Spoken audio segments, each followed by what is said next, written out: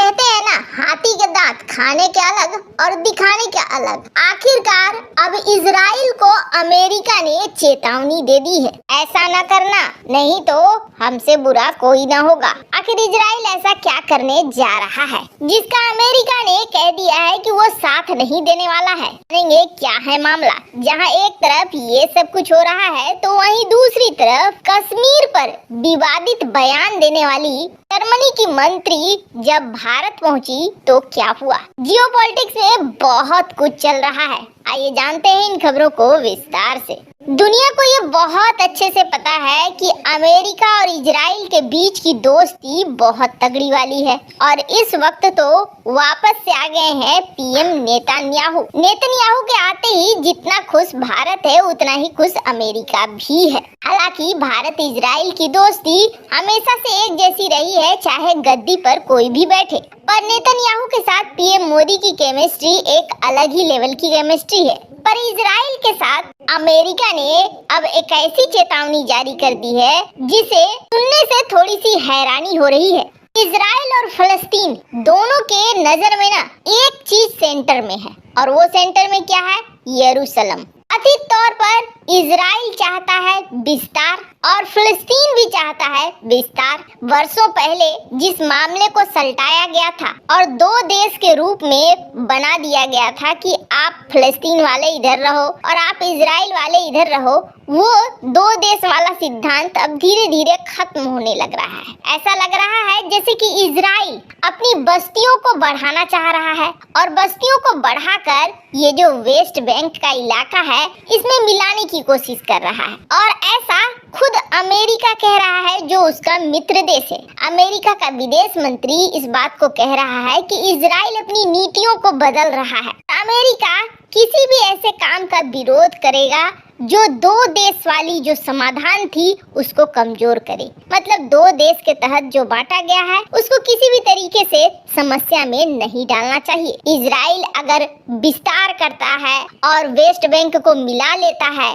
कई पवित्र स्थलों पर अगर ऐतिहासिक यथास्थिति में रुकावट करता है तो ये किसी की भलाई के लिए नहीं है। एक नेशनल कॉन्फ्रेंस को संबोधित कर रहे थे अमेरिका के विदेश मंत्री ब्लिंकन जब उन्होंने इस बात को कहा। वैसे आपको बता दें, यरूशलेम को वो मानते हैं इजराइल की राजधानी और उसकी मान्यता भी दे रहे हैं। दरअसल इन दिनों ना लगातार ये जो वेस्ट बैंक वाला इलाका है वहाँ पर हिंसा की खबरें आ रही है और नाटकीय रूप से बहुत ज्यादा ही आ रही है। इजराइल में इस वक्त नेतन्याहू के साथ साथ एक ऐसे शख्स सत्ता पे आ गए हैं जिसके बारे में कहा जाता है कि वो पक्के वाले यहूदी हैं और जिस तरीके से उनकी मान्यताएं हैं वो मान्यताओं से बाकी लोग डरे हुए हैं।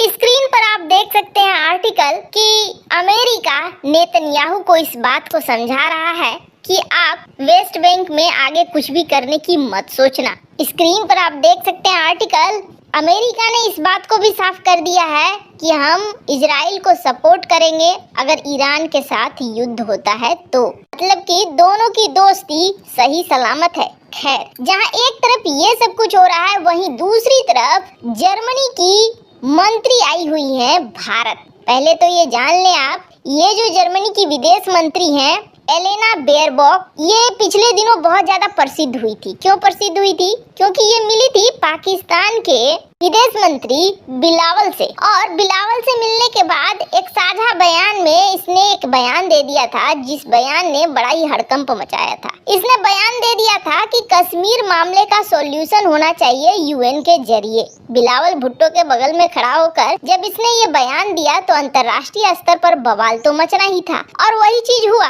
अब इसके बाद ये पहुंची है भारत में डॉक्टर एस जयशंकर से इनकी मुलाकात हुई। आपको बता दें इन्होंने बहुत अच्छे से भारत का भ्रमण किया है। ये भारत के मेट्रो में भी आई और मेट्रो का जायजा भी लिया। जिस तरीके से इन्होंने यात्रा की एकदम नॉर्मल तरीके से, कोई ऐसा नहीं कि बहुत बड़ा मंत्री है तो उसके लिए पूरा प्लेटफॉर्म खाली करवा दो और पूरी गाड़ियां खाली करवा दो, ऐसा कुछ नहीं हुआ है। हाँ, कुछ भीड़ ऐसा लग रहा है जैसे कम हो, पर ये भी जनरल तरीके से मेट्रो में सफर करती हुई दिखी। इसके बाद इन्होंने कई जगह खरीदारी भी की। मतलब भारत भ्रमण इनका बहुत अच्छे से हुआ। अब बारी आई कि दोनों देशों के मंत्री की मुलाकात। डॉक्टर एस जयशंकर इस वक्त इस तरीके से आक्रामक मोड में चल रहे हैं ना कि इनसे बात करने से पहले खास तौर पर यूरोपीय मंत्री की टांगे जरूर कांपती होंगी। क्यों? इनके साथ भी ऐसा ही कुछ हुआ। एक तो इन्होंने पहले ही गलत बयान दिया था, इसलिए इनके अंदर इस बात का डर तो था ही कि इसका जवाब जरूर मिलेगा। और डॉक्टर एस जयशंकर हो और जवाब न मिले, ऐसा तो हो नहीं सकता है। वैसे आपको बता दें, इस मीटिंग में भारत की तरफ से डॉक्टर एस जयशंकर ने कई बातों में खरी खरी सुना दी। सबसे पहली बात तो ये, जब सवाल आया रूस से तेल खरीदने के मुद्दे का, तो एस जयशंकर ने एकदम साफ लहजे में कहा कि भारत की ऊर्जा जरूरतें सिर्फ भारत ही तय करेगा। भारत को क्या चाहिए और क्या नहीं चाहिए, ये यूरोप या कोई विदेशी देश तय नहीं कर सकता है। विदेश मंत्री ने कहा कि यूरोप खुद कुछ करे और भारत से कुछ और करने के लिए कहे, ये कैसे संभव है। उन्होंने कहा कि यूरोपीय संघ फरवरी से नवंबर तक रूस से इतना तेल खरीद चुका है जितना 10 देश मिलकर भी तेल, गैस और कोयला नहीं निकाल पाए हैं।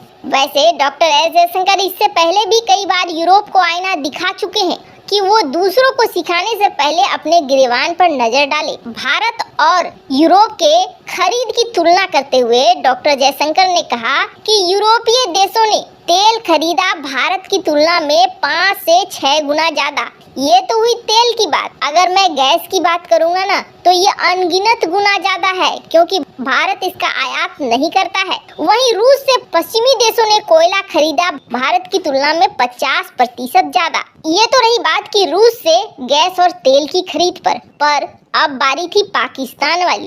इस संयुक्त प्रेस संबोधन में जयशंकर ने कहा, हमने अफगान स्थिति और पाकिस्तान के बारे में और सीमा पार आतंकवाद से जुड़े विषय पे बातचीत की। उन्होंने कहा कि पाकिस्तान और अफगानिस्तान में पनप रहे आतंकवाद के खिलाफ दोनों देश सख्ती से निपटेंगे। इसके साथ ही उन्होंने कहा कि पाकिस्तान के संबंध में जहां तक बातचीत है, मैंने हमारे संबंधों के बारे में, सीमा पार की आतंकवाद के बारे में इनको बताया और आज हम ये साफ कर रहे हैं कि आतंकवाद के रहते हम बातचीत नहीं कर सकते हैं। खैर, जर्मनी की विदेश मंत्री इतना तो अंदाजा लगा के आई होंगी कि डॉक्टर एस जयशंकर के साथ बैठेंगी तो उनको ये सारी बातें सुननी पड़ेंगी। अब इसका मतलब ये नहीं है कि भारत जर्मनी के बीच रिश्ते खराब हो रहे हैं। भारत और जर्मनी ने 10 समझौतों पर हस्ताक्षर किया है। अब आप सोचेंगे भारत इतना खरा कैसे बोल लेता है, तो आप ये कुछ ग्राफ्स देखिए जिसमें आपको समझ में आ जाएगा। पहला ग्राफ ये है कि एक तो माना जाता है कि दुनिया की स्टेबल इकोनॉमी में जर्मनी और भारत दोनों के बीच कितना बड़ा गैप है, बहुत ज्यादा। जर्मनी 1 नंबर पे है तो भारत 41वें नंबर पर है। पर वहीं दूसरा ग्राफ देखिए, आने वाले समय में जर्मनी को हटाकर, जापान को हटाकर भारत तीसरी अर्थव्यवस्था बनने वाला है। यही वजह है कि भारत का बोलबाला है। वैसे इन सब मामले में आपकी क्या राय है, कमेंट कर जरूर बताएं।